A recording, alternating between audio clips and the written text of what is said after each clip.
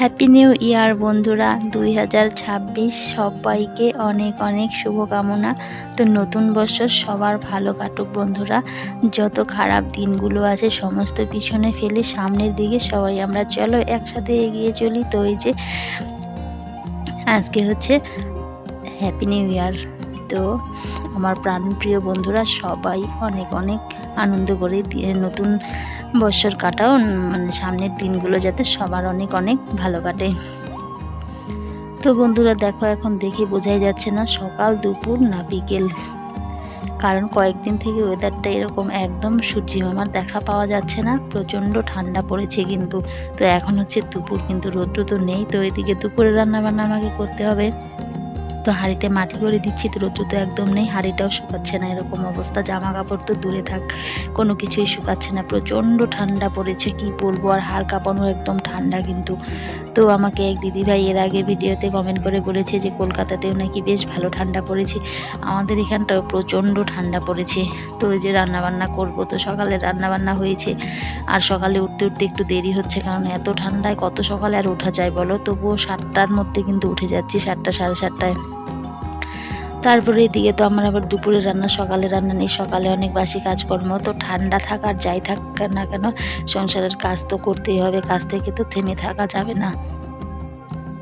তো এদিকে হাঁড়িতে মাটি করে দিলাম দুপুরে রান্নার জন্য কিন্তু।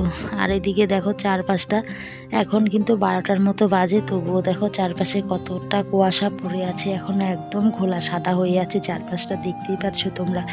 আর আমি এদিকে চলে আসলাম রান্নার জন্য, জল নেওয়ার জন্য। আর এই ঠান্ডার দিনে না কাজকর্ম একদম করতে ইচ্ছে করে না, আবার কাজ না করলেও আরও বেশি ঠান্ডা লাগে, কাজের মধ্যে থাকলে একটু ঠান্ডাটা কিন্তু কমই লাগে।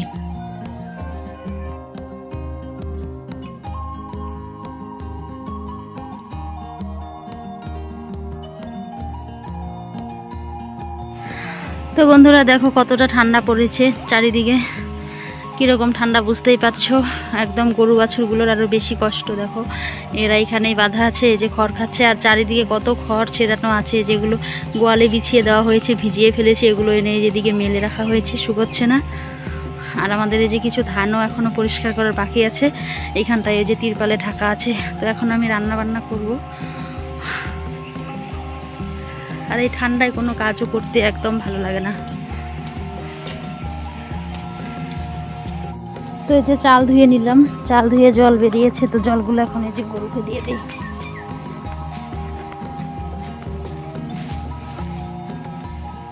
এই যে গরুর রিং আছে, এখানটায় দিয়ে দিই, পরে খাওয়াবে।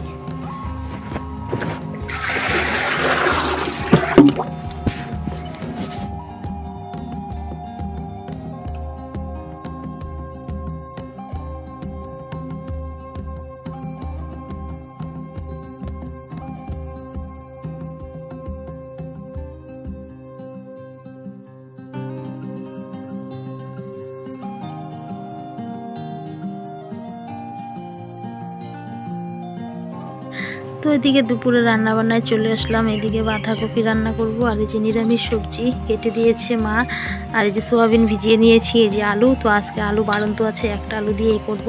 আর এই সবজিতে আমাদের দুপুরেই লেগে যাবে, রাতে কিন্তু হবে না, অনেকগুলো মানুষ বুঝতেই পারো। তো এইটুকুনো সবজি দুপুরেই লেগে যায়, রাতে কী দিয়ে খাবো তার কোনো ঠিক ঠিকানা থাকবে না কিন্তু। জয়েন্ট ফ্যামিলি বুঝতেই পারো, এদিকে মানে রান্না করতে করতে ওইদিকেই শেষ হয়ে যায়, কিন্তু লোক বেশি থাকলে যা হয়। তো এই দুপুরে রান্নাবান্না এগুলোই, তো রাতে দেখা যাবে, রাতে তো রুটি করতে হবে। তো পেঁয়াজ লঙ্কা কিছু মানে লাল চাটা বানিয়ে খাওয়া হবে রাতে রুটি। তো এখন দুপুরে আপাতত এটাই হবে। সকালে হয়েছে রান্না, কিন্তু সকালে মাছ ছিল, কালকের মাছের ঝোল হয়েছে, আর হচ্ছে শাক হয়েছিল। তো এখন দুপুরে এই যে, তো 3 বেলায় রান্নাবান্না আমাদের বাড়িতে হয়। তো রাতেই বেশি সমস্যা, আর এত ঠান্ডায় দেখো না, একদম ঠান্ডা জিনিস খেতেও ভালো লাগে না, গরম গরম ছাড়া, প্রচণ্ড ঠান্ডা দিয়েছে। তো এদিকে আমার ভাতটা ফেনা চলে এসেছে, এই যে। তো ভাতটা নামিয়ে সবজি রান্না করব।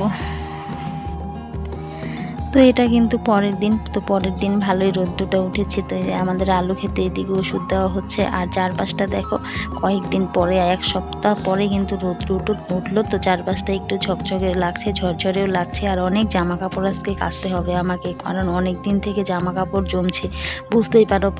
একদিন যদি আমরা জামা কাপড় রোদ্দুর শুকাতে না পারি, কত জামা কাপড় জমে যায়। তার মধ্যে আমাদের আবার জয়েন্ট ফ্যামিলি, বাড়িতে অনেক লোক।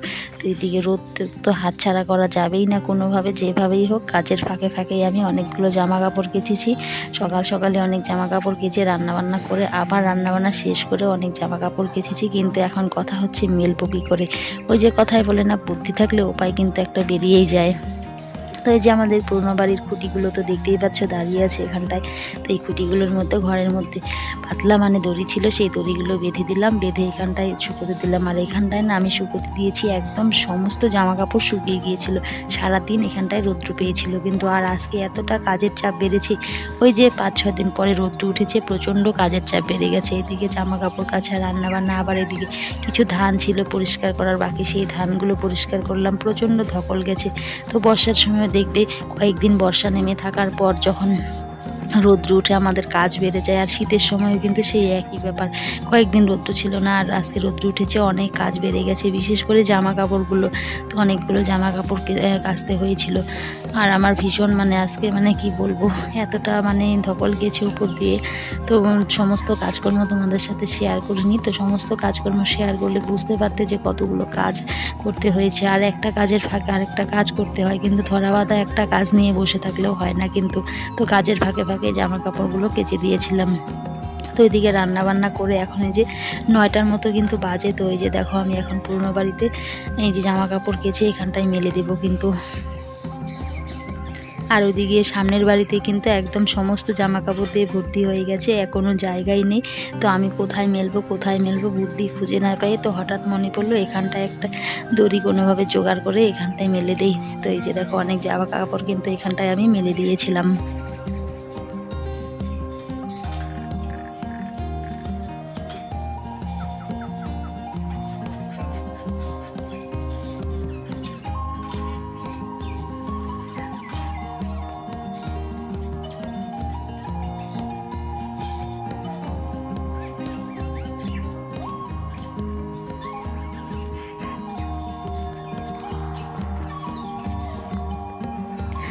তারপরে বিকেলবেলা সমস্ত জামা কাপড় তুলে নিয়ে আসলাম। আরও মানে আগের দিনেরও কিছু জামা কাপড় ছিল, সেগুলো শুকিয়ে গেছে। বললাম না কয়েকদিন থেকে জমা হচ্ছিল, সেগুলো শুকিয়েছে। আজকে যেগুলো কেচেছি সেগুলো শুকিয়ে গেছে। তো কিছু আবার ভেজা রয়ে গেছে, সেগুলো বাইরে মেলে দিয়ে এসেছি, আর শুকনোগুলো নিয়ে এসেছি। তো কয়েকদিন থেকে না ঘরটার দিকে একদম তাকানো যাচ্ছে না, এখানে সেখানে জামা কাপড় একদম ভালো লাগে না। তো এই যে বিশেষ করে দেখবে আমাদের কিন্তু 1 দিন 2 দিন জামা কাপড় না শুকোলে, না কাচতে পারলে অনেক জামা কাপড় কেচে যায়। আর মানে কেচে যায়, সরি কেন বলছি, জমে যায়। আর আমার কি একটা অভ্যেস জানো, আমি প্রতিদিন কিন্তু কেচে দেই। তো অনেকে আছে যে একদিনই ঠিক করে 1 সপ্তাহ জামা কাপড় নিয়ে বসে। আমার আবার সেই অভ্যাসটা নেই, কারণ আমাদের তো আর ওয়াশিং মেশিন নেই, হাতেই কাচতে হয়। এত জামা কাপড় যদি একসাথে জমা করে দিই তাহলে আমারই কষ্ট হবে। এর জন্য আমি প্রতিদিনের কাজটা প্রতিদিনই কিন্তু কেচে দিই। তো এই যে কয়েকদিন থেকে কাচছিলাম, তবুও রৌদ্র নেই, তবুও কাচছিলাম, সেগুলো মানে শুকিয়েছে। আর এক রোদে জামা কাপড় শুকোতে না পারলে না একদম ভালো লাগে না, কীরকম একটা গন্ধ উঠে যায় জামা কাপড় দিয়ে। কিন্তু কিচ্ছু করার নেই। তো একদিনে আমি যদি জমা করে রাখি, একদিনে আমার মানে অসুবিধা হয়ে যাবে। আর সংসারের এতগুলো কাজ করে আবার এতগুলো জামা কাপড় কাচতে গেলে কিন্তু নিজেরই অনেকটাই কষ্ট হবে। তো শুকিয়ে গেছে। তো মা মেয়ে মিলে কিন্তু জামা কাপড় এদিকে ভাঁজ করছিলাম। আর এই যে কথায় বলে না যে মেয়েরা বড় হলে মায়ের অনেকটাই মানে সাহায্য হয়, হেল্প করে, কিন্তু হ্যাঁ এটা সত্যি কথাই কিন্তু। তো আমার মেয়ে দেখো বসে বসে বলছি নে আমি এনে দিলাম, তুই এগুলো বসে বসে ভাঁজ কর। তো দেখি সত্যি মেয়ে বসে বসে ভাঁজ করছিল। তো যেরকম পারে ছোটো মানুষ সেরকম করেই ভাঁজ করছিল। আর বাচ্চা মানুষরা কাজ করলে কিন্তু তাদের মন ভেঙে দিতে নেই যে ভালো হয়নি, উৎসাহ দিতে হয় যে না ভালো হয়েছে, সুন্দর হয়েছে, করো। তাহলে কিন্তু উৎসাহ পেয়ে কিন্তু ওরা আরও সেই কাজটাতে ভালোভাবে মনোযোগ দিয়ে করার চেষ্টা করে, সে যে কোনো কাজই হোক আর পড়াশোনাই হোক কিন্তু। তো বন্ধুরা তোমরা কিন্তু বাচ্চাদের কোনো কিছু করলে, বাচ্চারা পড়াশুনোর দিকেই বা যে কোনো দিকে তোমরা সবসময় উৎসাহ দেবে, দেখবে সেই মানে উৎসাহ পেয়ে কিন্তু সেটাকেও ভালো করে করার চেষ্টা করে। অনেকেই আছে কিন্তু বলে যে না ভালো হয়নি, রেখে দে মানে এটা বললে কিন্তু সেই বাচ্চার মনটা কিন্তু ভেঙে যায় বন্ধুরা। তো কথাটাকে আমি ঠিক বললাম না কি ভুল বললাম, তোমরা কিন্তু অবশ্যই কমেন্টের মাধ্যমে কিন্তু জানিও। তো মা মেয়ে মিলে কিন্তু সমস্ত জামা কাপড় আমি এদিকে ভাঁজ করে নিলাম। তো দুপুরের খাওয়া দাওয়াটা করেই নিয়েছিলাম, কারণ সকালের অনেকগুলো ভাত ছিল, সেই ভাতগুলো যদি আর একটু পরে খাই তাহলে ভীষণ ঠান্ডা লেগে যাবে। আর এমনিতে এদিকে বেলাও চলে গেছে, স্নান করতে করতে 2:30 3টে কিন্তু বেজে গেছে। স্নান ধান সেরেই আমি এদিকে সোয়েটারটাও পরে নিয়েছি। আর এত অবেলায় যদি সেই সকালের ঠান্ডা ভাতগুলো খাই তাহলে কিন্তু ভীষণ ঠান্ডা লেগে যাবে। এর জন্য স্নান সেরেই একটু হালকা রৌদ্র ছিল উঠানের মধ্যে, রোদের মধ্যে বসে ভাতটা খেয়ে নিয়েছি। আর সবাই গরম ভাতই খেয়েছে, কারণ সকালের ভাতটা ছিল সেটা আমি খেয়ে নিয়েছি। তো খাওয়া দাওয়া ভাবলাম খাওয়া দাওয়াটা করে নিই, তারপরে জামা কাপড়গুলো কিন্তু গোছাই। আর একদম হাঁপিয়ে গেছি আজকে, জানো এতটা ধকল গেছে ওপর দিয়ে। তো ভাবলাম কাজ রেখে বসে থাকলে হবে না, জামা কাপড়গুলো তো গোছাতে হবে। ঘরটা কীরকম অগোছালো হয়ে গেছে, আর জামা কাপড় ঘরের মধ্যে ঠিক হয়ে থাকলে কিন্তু একদম ভালো লাগে না। তো এদিকে যে জামা কাপড়গুলো মা মেয়ে মিলে কিন্তু এদিকে গুছিয়ে নিলাম। আর যে কোনো জিনিস দেখবে একদিন যদি একটা জিনিস না হয় সেটাই কিন্তু সে বোঝা যায়। যেরকম রৌদ্রটা একদিন না থাকলেই আমরা বুঝতে পারি পরের দিন আমাদের কি অবস্থা হয়। তাহলে বন্ধুরা আজকের ভিডিওটা এখানে এন্ড করছি, টাটা।